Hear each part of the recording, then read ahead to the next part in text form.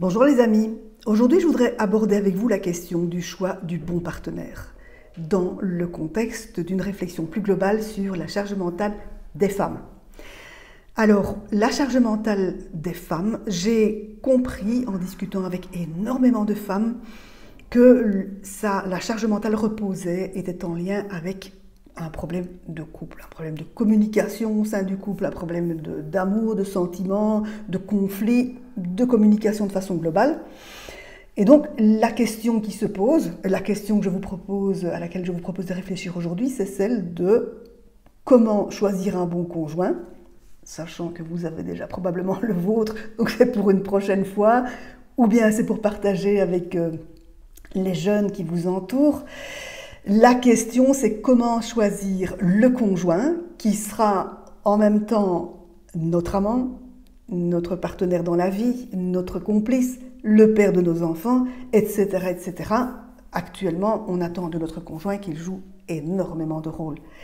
Alors moi, qui suis-je? Avant de répondre à la question, je vais commencer par me présenter. Je suis Patricia Mignonne, fondatrice de Madame Charge Mentale, qui est une communauté sur le web au sein de laquelle je dialogue avec énormément de femmes pour cerner la problématique de la charge mentale et y apporter des solutions différentes que des solutions liées à l'intendance, parce que quand on a bien rangé sa maison, quand on a obtenu que les autres rangent notre maison, la nervosité reste là, les tensions subsistent, il y a quelque chose qui n'est pas réglé et c'est là-dessus que je travaille en dialoguant avec des femmes qui sont à la fois mes coachées et mes étudiantes. Et notamment dans le cadre de la formation qui s'appelle La méthode pour se libérer de la charge mentale, on va très en profondeur. Mes étudiantes sont très authentiques, me délivrent énormément de confidences qui me permettent de cerner beaucoup mieux la problématique de la charge mentale et d'aller comme ça par strates successives au-delà de la strate qui fait écran, qui correspond à la demande de base, c'est je veux que ma maison soit rangée spontanément et joyeusement. Et puis quand c'est arrangé, derrière, il y a encore d'autres couches qui suscitent de l'insatisfaction, insatisfaction à laquelle il faut répondre. Voilà. Mais donc aujourd'hui, je vous propose par un exemple, je pense que les exemples sont beaucoup plus intéressants que la théorie, je vais évoquer un exemple pour vous aider à voir que vous avez en vous les ressources pour définir si ce mec que vous avez en face de vous et dont vous êtes éprise, je n'entame pas la question au début à la rencontre, ce n'est pas ça, c'est ce mec-là, est-ce que j'ai envie de fonder un foyer avec lui ou bien plutôt, oui j'en ai envie, mais est-ce que c'est adéquat? Est-ce que je me prépare à un bel avenir avec lui? Ce que j'observe en ayant dialogué avec beaucoup de femmes, c'est que beaucoup de femmes font un choix par défaut. Qu'est-ce que c'est qu'un choix par défaut? C'est ce mec-là parce qu'il n'y en a pas d'autres. Mais aussi, pourquoi est-ce qu'on fait des choix par défaut? Notamment parce qu'on n'a pas été éduqué. On n'a pas appris, très basiquement, ni à communiquer, ni à se choisir, ni même des amis, ni même un futur conjoint. On n'a pas appris. Donc on fait ça comme ça un peu... comme ça nous vient, quoi. Je ne vais même pas dire à l'intuition, parce que justement, je vais parler d'intuition.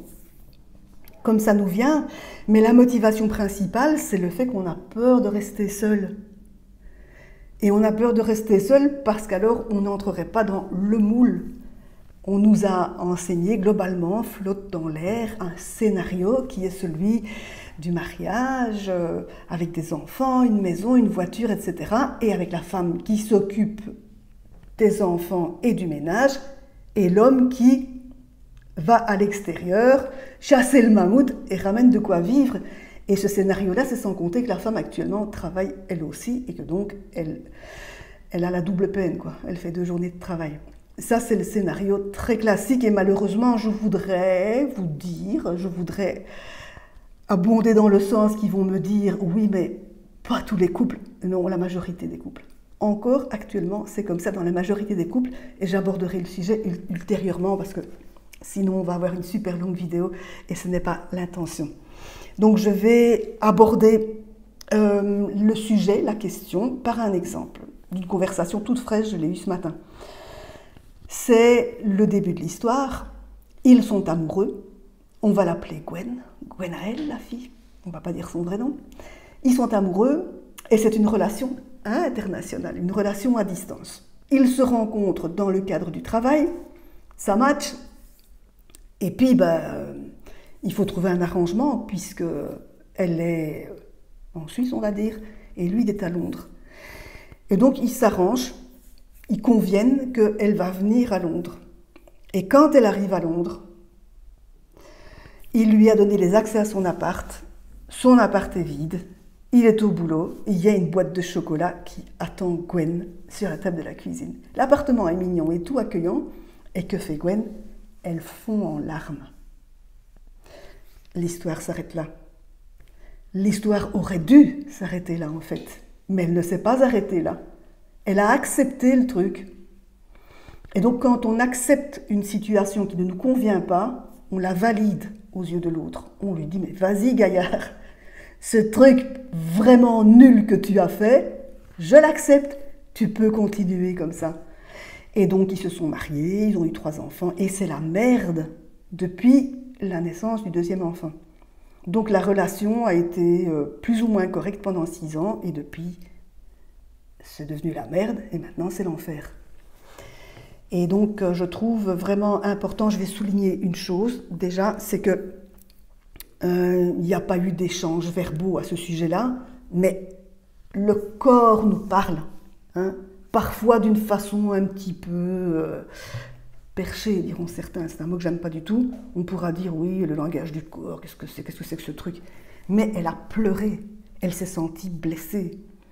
C'est quand même un message majeur, signifiant, qu'il fallait capter, et il fallait avoir le courage de se dire, c'est pas le bon, j'arrête. Mais non, elle a été plus loin, et ça, ils ont foncé dans le mur, quoi. Première chose.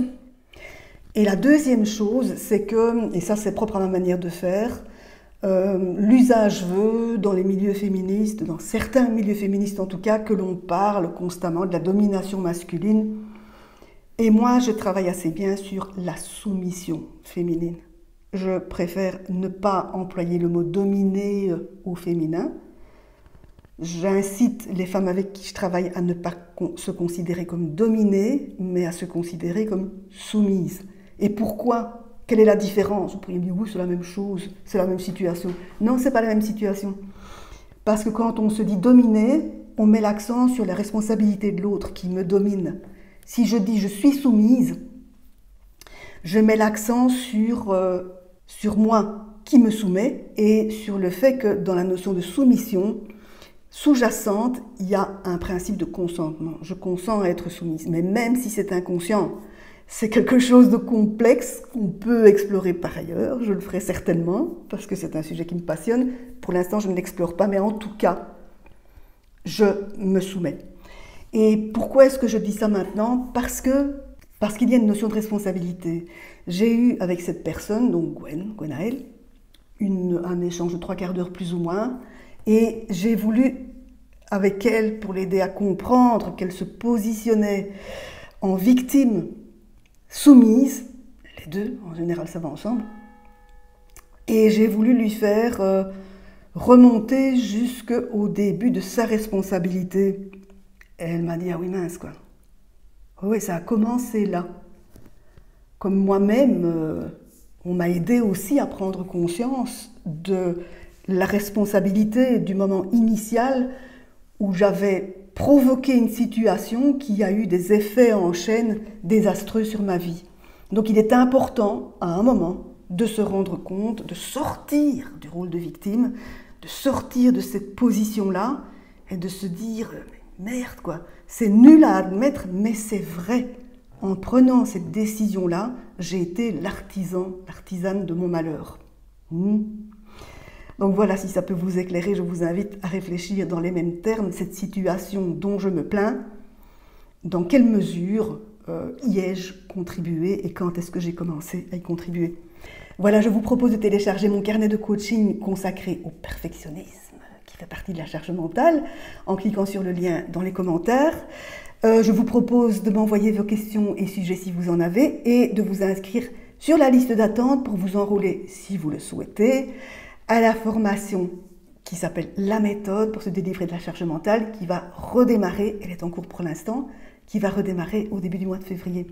Si vous avez apprécié, je vous invite à vous abonner à la chaîne et à liker cette vidéo. Salut!